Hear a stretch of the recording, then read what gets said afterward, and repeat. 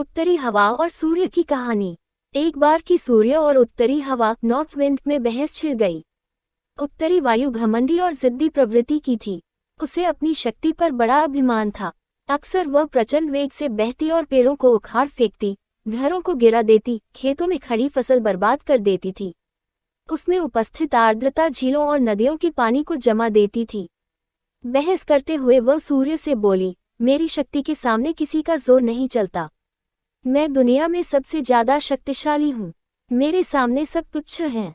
सूर्य नम्रता से बोला, मेरे विचार से हर किसी में शक्तियाँ भी होती हैं और कमजोरियाँ भी। इसलिए कोई खुद के सबसे शक्तिशाली होने का दावा नहीं कर सकता। खुद पर घमंड करना उचित नहीं है।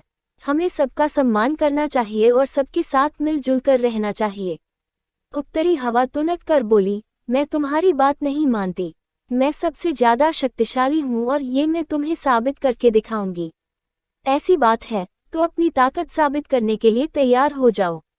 नीचे देखो, धरती पर एक व्यक्ति दुशाला ओढ़े पैदल जा रहा था। तुम उसकी दुशाला उसके शरीर से हटा दो, मैं मान जाऊंगा कि तुम सबसे ज्यादा शक्तिशाली हो। सूर्य उत्तरी हवा को चुनौती देते हुए बोला, इसमें कौन सी बड़ी बात है। कुछ ही देर में उस आदमी की दुशाला धरती पर पड़ी होगी। कहकर उत्तरी हवा अपने प्रचंड रूप में आ गई।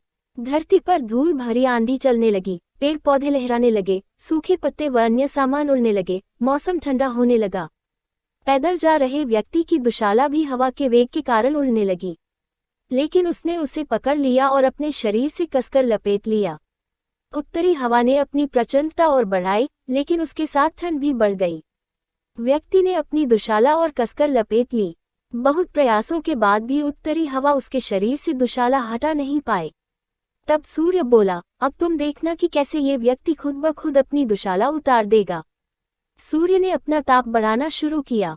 तापमान बढ़ते ही धरती पर जा रहे व्यक्ति को गर्मी लगने लगे। वो पसीना पसीना हो गया। फिर क्या, उसने खुद ही अपनी दुशाला उतार दी। ये देखकर उत्तरी हवा बहुत शर्मिंदा हुई। अपने घमंड के कारण उसे सूर्य के सामने नीचा देखना पड़ा। उस दिन के बाद से उसने अपनी शक्ति पर कभी घमंड नहीं किया। सीख, घमंडी का सिर नीचा होता है।